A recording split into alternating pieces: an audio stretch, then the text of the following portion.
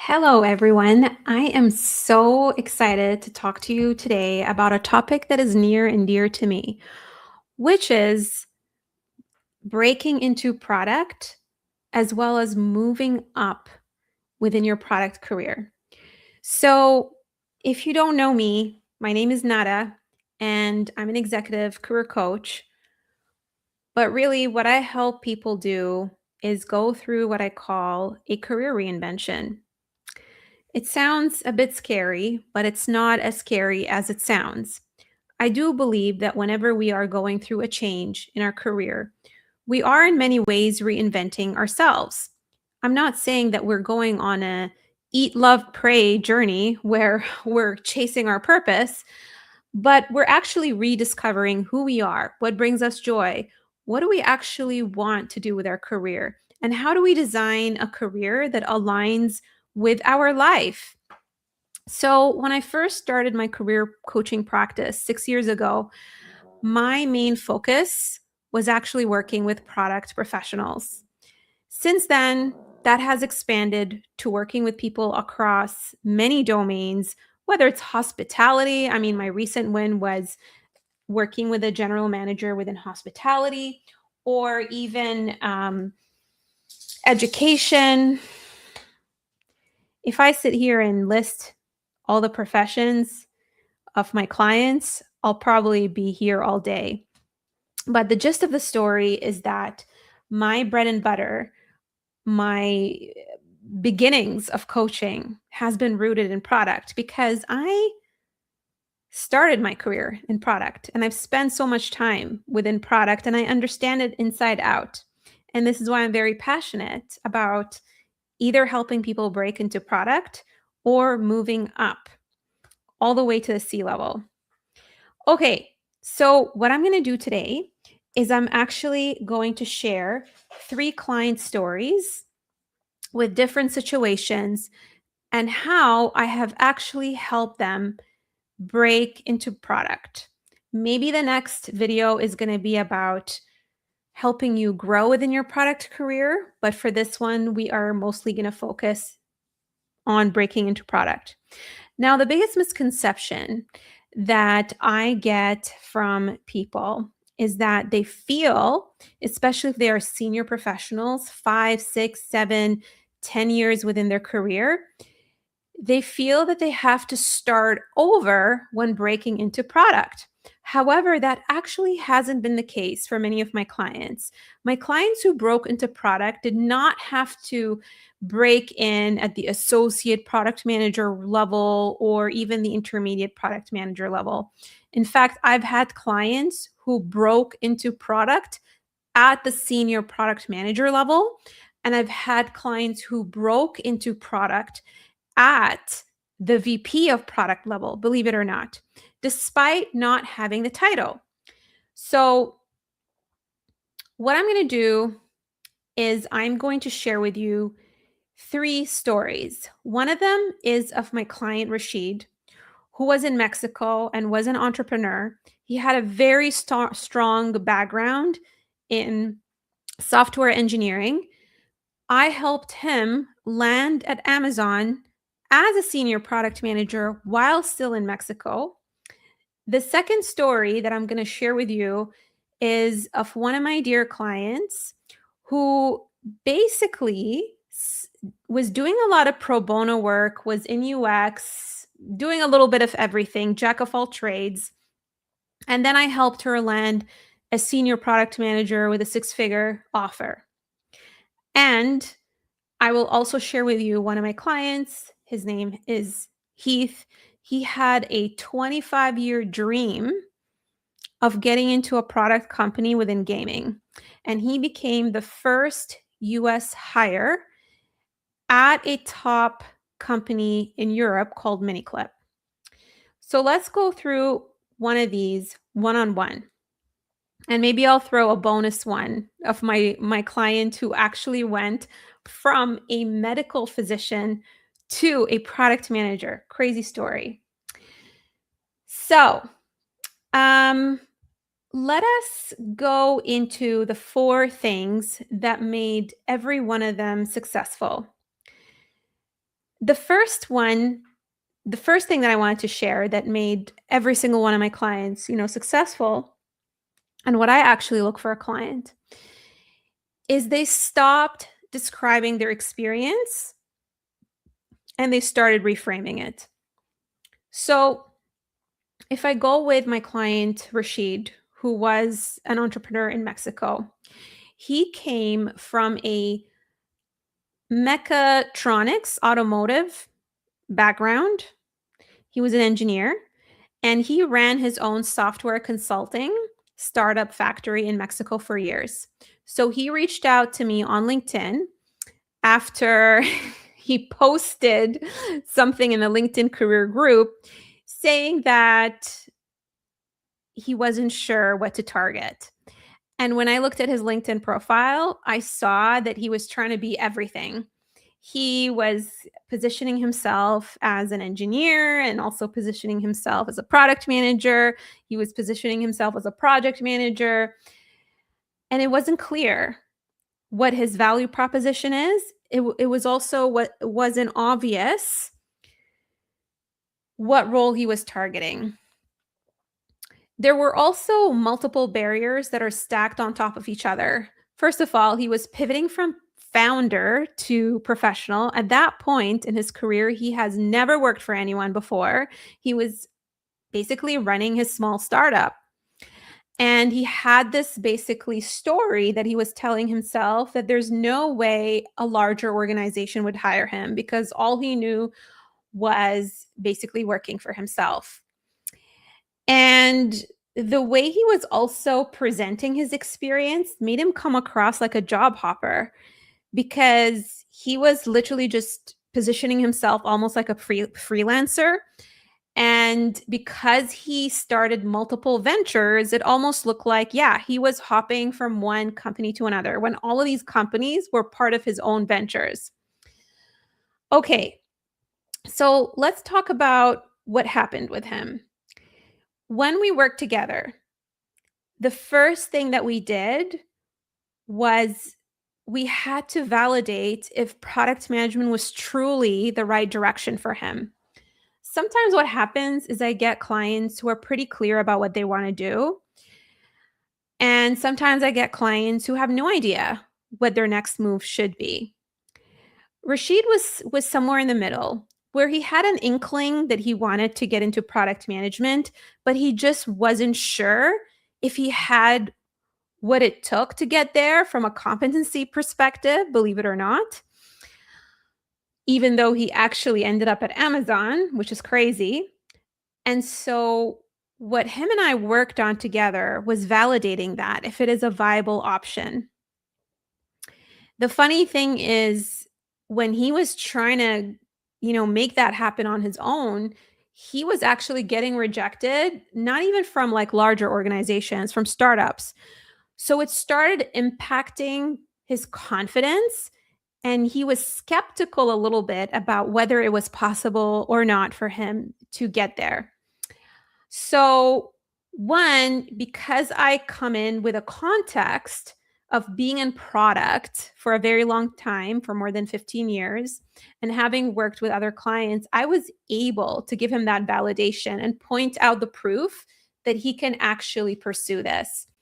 Then the second thing that we did is we stopped talking about what he actually delivered for clients and we reframed it from a product perspective that what he actually was doing was launching products. He just didn't see it that way. So once we reframed that and armed him with the right vocabulary in terms of describing what he's done in a product-centric way, then he started getting interviews. He went from being rejected at startups to actually getting interviews with Google and Amazon. The other thing that I see with a lot of professionals who have been playing the role of a product manager but do not have a title, first of all, you're not getting the mentorship that you need from someone who is a more senior product professional. Your company may not be giving you the training or the vocabulary to describe what you have been doing in a product-centric way. And this is why it's difficult for you to make that pivot. Okay, now I want to talk about another example of a client that I helped. So the other example is the client who basically was doing a lot of pro bono UX research work.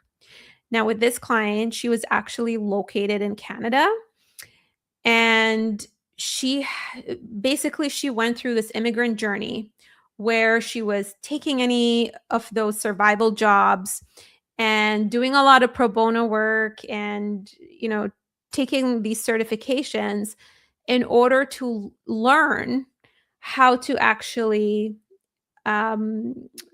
become a designer. She went into that design path for a while, and it was not really resulting in any UX roles. So when she came to me, we were sort of in this crossroad where she had to pick between going to design or going into product management. And so her and I sat down. We did the same thing that we did with my other client, Rashid, where we looked at the different products that she worked on. What was the role that she was playing? And I asked her, do you want to only be involved in the discovery phase when it comes to the product, or do you want to actually take the product all the way to launch? And based on her answer, we saw that she was leaning more on the product manager side. Now, the thing that made it very difficult for her to actually not only make that decision, but also land that product management role was that she was a jack of all trades. She was just really good at so many things. It was hard for her to see her zone of genius and what differentiated her. So what we ended up doing was really arming her with the ability to tell her story with a structure that engages the hiring manager and really position her as an authority within product management. So we packaged up a lot of the pro bono work that she did, and we didn't discount it. Because remember, just because it's not paid doesn't mean that the work that you did wasn't valuable. She did real work, and she actually created a lot of impact and results for these startups that she did pro bono work with. The other thing is that what was missing a little bit is that she wasn't really telling her story effectively. And one of the things that I do with a lot of my clients was I arm them with storytelling, basically formulas. One of the things that a lot of my clients get wowed by that really differentiates them, especially in front of hiring managers, is the technique of telling their origin story. So what is an origin story? If you've ever been in an interview, you most likely have been asked the question, tell me about yourself. And it can feel like the most annoying question because it's so open-ended. And it's like, okay, like, what do you want to know about me? Like, how do I decide what to share with you when I've been on this planet for more than 30 years? And the method that I teach my clients is to find a pivotal moment in their career that led them into realizing that they love building products. One of my clients, Elaine, as an example, who actually came from a background in journalism and then project management, and I helped her pivot into product. She was quite skeptical because as part of the journaling exercises that I get my clients to do, she told me the story of how she was working at a gym, and whenever people would basically go through the gym, tap their card, they would get hit by this turnstile as they go in. And so she came up with this incredible solution. She paired with the guy in IT where they built this visual indicator that would help people see that it's safe for them to get through. And look, it seems like a very simple solution, but back then, at that mom and pop gym, they didn't have the resources to actually make it easy for people. Anyway, when she told the story, it was incredible because just imagine that. Like, she was a student working at a gym and she took the initiative to actually launch that product, to actually pay attention to what her customers needed and the joy that came from her voice in terms of sharing her why and talking about how her why was to make people's life a little easier. So imagine saying that in front of a hiring manager. That 100% would differentiate you. And so, one of the big things that I arm my clients is the ability to tell their origin story. And when you tell your origin story in a way where you really make it clear that you're A, passionate about what you do, and B, that you've actually been doing the work despite the title, that's what gets them bought in. So that's one of the tools that I armed, I will say, every single one of my clients who was trying to break into product.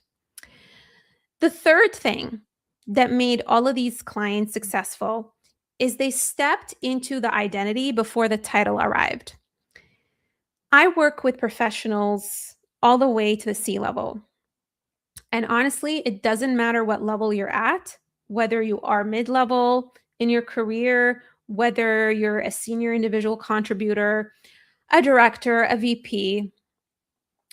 The people I find who are successful, A, they bet on themselves, they believe in themselves, they have a vision for themselves. They're not afraid to step into the identity that will take them to the destination that they want to basically embrace. So, what do I mean by that? Have you ever known someone who is not happy with their situation, always complains about it, but never does anything about it? There's so many people that way. Now, the high achievers who end up being my clients are the ones who stop complaining, who realize that they are basically the barrier to what they want to achieve, and they do something about it. And they're not afraid of taking the risk because with anything in life, there is no such thing as zero uncertainty. And I know a lot of folks out there will say, oh my God, yeah, the market is bad. I need to lower my expectations. It's not possible. It's too hard. All of that is not in a high achiever's vocabulary because as a high achiever, when there's a will, there is a way. And all you need to do is to believe that this is possible for you, and the how sorts itself out. So, with one of my clients, Heath, the way he was able to step into the identity before the title arrived was he asked himself this question: can I help these people? Because that's the whole game. If you bring so much value to the table, and that regardless of what role you take on, you'll be able to figure it out because you're that kind of person and you have this entrepreneurial mindset where you're willing to roll up your sleeve and do what it takes to make anything happen, you'll likely have a product management mindset. That's really what the bottom line is. Okay. The last one that I wanted to share is every single one of these clients didn't quit before the miracle. So my client Rashid, his case was so complex because we had to deal with a sponsorship situation. We had to deal with moving countries. At the beginning, he was not getting interviews. He was not getting interviews anywhere. There was an element of, confidence. There was an element of were now basically speaking in a different language in interviews. And so there had to be that learning curve, and there had to be this incredible grit for him to keep going. And the thing is, he was in my community for literally a year, watching other people get offers. Now, the average person, when they see that, they get demotivated, they quit, they blame the process. With him, he kept going. And you know what? It paid off, because what's a year if it means you end up at a company like Amazon that ends up basically relocating you to a different country, paying for your relocation, and adding six figures to your salary? Imagine adding six figures to your salary. Is it really going to matter that it took a year versus 3 months or 4 months? So that's the mindset that made these clients successful. Okay, so what I wanted to say is I am launching a new cohort. Normally, I only work with executives, but I decided to launch an additional cohort this quarter where I'm going to be working with professionals who want to pivot into product. It doesn't matter to me at what stage in your career you're at. All I would ask is that you have a minimum of 5 years of professional experience.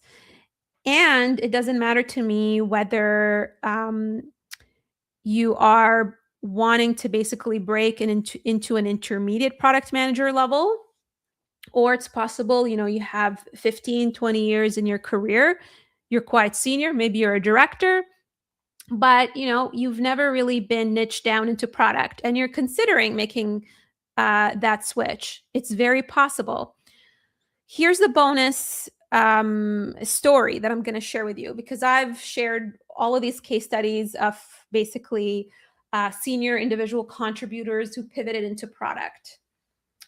One of my clients, Stephanie, she was in the same organization for more than 16 years.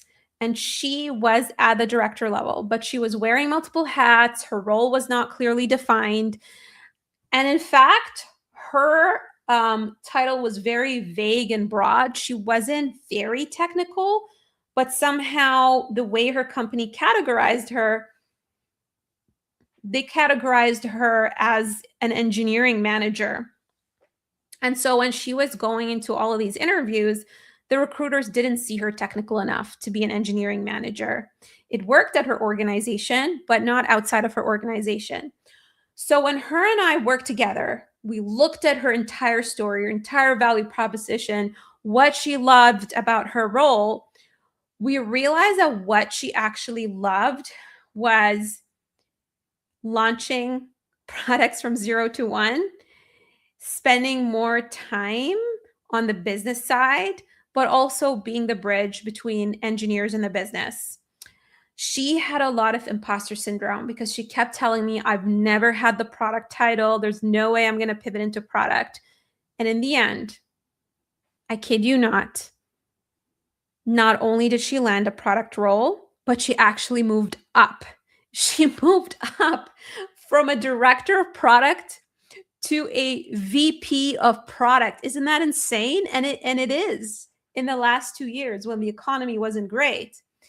So that just goes to show, when you're willing to take ownership of your career and your lane, and you're willing to niche down, and you don't have that fear of, oh my God, I need to cast my net wide because I'm going to miss opportunities. When you have that conviction where you choose your own path versus let organizations dictate it to you, or recruiters dictate it to you and put you in this box, magical things happen. So if this resonated with you, what I encourage you to do is to book a career diagnosis with me. How do you do that? It's very simple. I'm going to show you. How you do that is you go on my LinkedIn profile. And under my LinkedIn profile, under the heading, there is a button to book the call. So let me do a screen share to show you how to do it.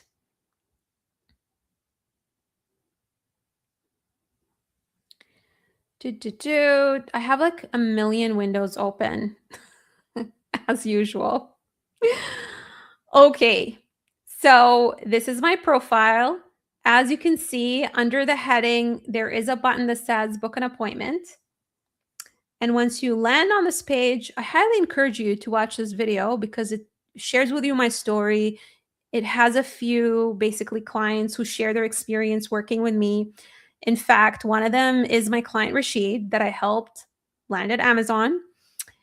And all you need to do is take 2 minutes to fill out this form. It's going to give me an idea of your current situation so that we can make the best of the 15 minutes that we're going to have together in order to figure out if we're a fit or not. Now, a few things about this career diagnosis that I want to clarify so that there isn't a misunderstanding. This isn't a coaching call, okay? This is a call where we figure out if I can help you or not by sitting down with you, asking you questions about what you've done in your career. And it is a call to figure out if it makes sense for us to work together. Okay? Now, what I'll say is a prerequisite to be ready to work with any coach is you need to believe in yourself.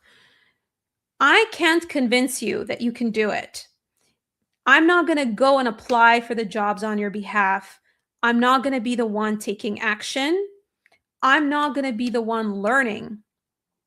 You're going to have to be able to implement all of these things, which means that you need to believe in yourself. Think about athletes. In order for them to win the race, they're not going to go in and hire a coach that's going to help them train for the Olympics and expect that coach to believe that they're going to win more than themselves. You hire the coach because you believe that you deserve more and that you're capable. And the coach gives you the approach to get there. Implementing the approach correctly obviously depends on the coach being able to explain things in a way that you understand. But no one is going to do the work for you. And so if you're the kind of person who's not able to dedicate 1 to 2 hours a week to work on your goal, whether it is attending coaching calls and doing the homework, then this is not for you. Okay? The second thing, in order to qualify to work with me, is you need to want to do this beyond just making money. If you want to pivot into product because you just care about making money, then this is not also going to work. I believe that people become successful in their careers and they're able to achieve goals if it's more than just the money. If you have a passion, for building products, if you've gotten a taste of building a product even unofficially, if you want to do it because it brings you joy and you want to make an impact, if you want to progress in your career, those are good reasons to break into product. And yes, you could be a great fit. The third thing I wanted to say is if you're the kind of person who doesn't enjoy collaborating with others, then you're not going to enjoy being in my program. Because what I'm going to say, having done this over 1,000 times, I don't believe in the traditional one-on-one coaching. I do not.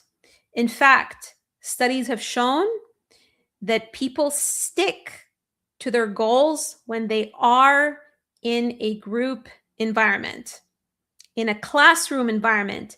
This is why you don't do your MBA one-on-one with a professor. They put you in a classroom so that you can learn from your peers. So if you're the kind of person who doesn't want to learn from other people, just wants, to sit down with someone and have therapy sessions, then also this is not the right fit. Okay? Now, if you think highly of yourself and you're a high achiever and you know that when you set any goal for yourself, you're able to achieve it because you're a hard worker and you have the desire, then I would absolutely love working with you. All right? I hope that this has been useful. And if you enjoyed this video, give it a like because it will help someone out there who's looking for the answers. There's a lot of misinformation out there. And, part of the reason why I do these lives is because I want to arm people with the right information. Obviously, I don't have the capacity with 48,000 followers to work with 48,000 people. And so I find that I get a lot of joy from sharing my expertise as a very senior career coach who has not only helped over 1,000 people through career transitions, but has actually coached other coaches and has built a very solid curriculum based on all of these reinventions. And something that I tell my clients, I actually build the program with them because when I work with every single client, I learn from them. I learn from the path that they have taken. And I infuse a lot of my own learnings from the corporate world and how I navigated change in my life. Because at the end of the day, if you think about it, a career change is actually a life change. It requires grit. It requires a very agile mindset. And not only have I navigated multiple pivots myself, going from consulting to product to wearing multiple hats, but I've actually navigated a personal change in terms of coming to Canada as an immigrant at the age of 18 and building my whole life, on my own in a foreign country. Okay, I am cheering for you. If you're listening to this and you're in a career that doesn't bring you joy, or, even if your career is good on paper, you deserve to do work that challenges you. And you deserve to do work that basically aligns with your potential. Just because you have it better than someone else doesn't mean the bar should be someone else. The bar should always be you.